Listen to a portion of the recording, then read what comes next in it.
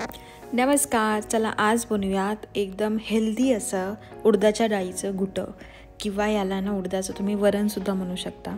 अतिशय हेल्दी आहे शरीरासाठी, हाडं मजबूत करतं, त्यानंतर तुमची पचनक्रिया चांगली होते आणि बनवायला तितकं सोपं. प्रत्येक भाज्यांमध्ये तेच कांदा, टोमॅटो, पनीर, चीज, बटर घालायचं गरज नाही आहे. काही भाज्या या ज्या नॅचरली आपण पहिल्यापासून बनवत आलेलो आहोत, अगदी सिंपल पद्धतीने त्या तशाच चांगल्या लागतात आणि त्या तशाच बनवल्या गेल्या पाहिजे. आता या भाजीमध्ये कोणतेही मसाले वापरलेले नाही आहेत, कुठलाही कांदा, टोमॅटो काही वापरलेलं नाही आहे, तरीसुद्धा इतकं सुंदर लागतं हे वरण की तुम्ही हे नुसतं वाटीत घेऊन पिऊ पण शकता.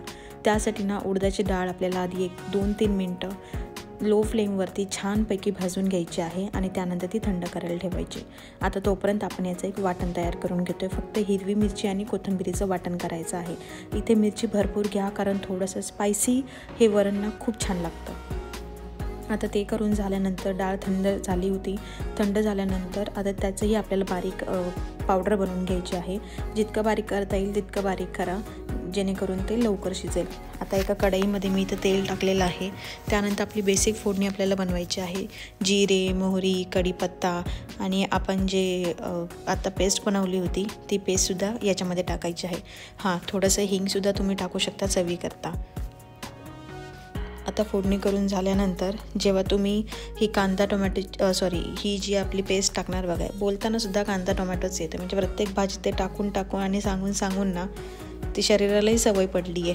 इथे आता मी टाकली आहे पेस्ट हिरवी मिरची आणि कोथिंबीरीची. त्यानंतर ना लसूण, हे बघा मी आधी टाकला नव्हता किंवा वाटणात टाकला नव्हता, तो असाच माझ्यासारखाच आहे ना थोडासा टेचून मग ॲड करा. त्याने आहे ना या वरणाची चव 10 पटीने जास्त छान येते. कारण लसणाला आहे ना स्वतःचा एक असं काय म्हणू शकता तुम्ही, चव इतकी छान आहे ना लसणाला की त्याच्याने आहे ना तुमची भाजी किंवा वरण अतिशय सुंदर बनतं. आणि कच्चा लसूण टाकल्यानंतर ना अजून छान बनतं. त्यानंतर ना मग त्याच्यामध्ये आता इथे गरम पाणी टाकलेलं आहे. गरम पाणी टाकून झाल्यानंतर मीठ टाकायचं आहे. मीठ थोडंसं कमीच टाका, कारण नंतर ते घट्ट होतं, त्यामुळे मग ते खारट व्हायची शक्यता आहे. नंतर चेक करून नंतरही टाकू शकता. आणि आता याला छानपैकी उकळी येऊ द्यायची पाण्याला. गरम पाणी टाकलेलं आहे त्यामुळे काही लगेच उकळी येते. आणि हे बघा याच पद्धतीने तुम्हाला ही पावडर ह्याच्यामध्ये मिक्स करायची आहे. म्हणजे एका हाताने चमच्याने चालवत राहायचं आणि दुसऱ्या हाताने तुम्हाला त्याच्यामध्ये आपण जी पावडर बनवलेली उडदाच्या डाळीची ती टाकायची आहे, जेणेकरून त्याच्यामध्ये गाठी तयार होणार नाहीत आणि ते सुटसुटीत मोकळं खूप सुंदर बनेल. आपण जसं पिठल्याला करतो ना सेम तसं करायचं आहे. नंतर मग गॅस मोठा करून एखादी उकळी येऊ द्यायची आणि त्यानंतर ना गॅस मीडियम करायचं किंवा एकदम बारीक करा. थोडंसं उघडं झाकण ठेवून 5 मिनटासाठी शिजवून घ्या. इथे बघा आता हे घट्ट व्हायला सुरू झालेलं आहे. तर हे तुमच्यावरती आहे, तुम्हाला किती घट्ट करायचं किंवा किती हे पातळ ठेवायचं आहे ते, पण कन्सिस्टन्सी माझी जशी आहे तशीच ठेवा. आता पुन्हा झाकण ठेवून याला मी 3-4 मिनटासाठी शिजवून घेते, जेणेकरून डाळ व्यवस्थित शिजली गेली पाहिजे. इथे बघू शकता किती सुंदर डाळ शिजलेली आहे. आता याच्यानंतर 3-4 मिनटं म्हणजे मी घेतलं होतं, जवळपास तुम्ही टोटल ह्याला 7 ते 8 मिनटं याला छान शिजवायचं आहे.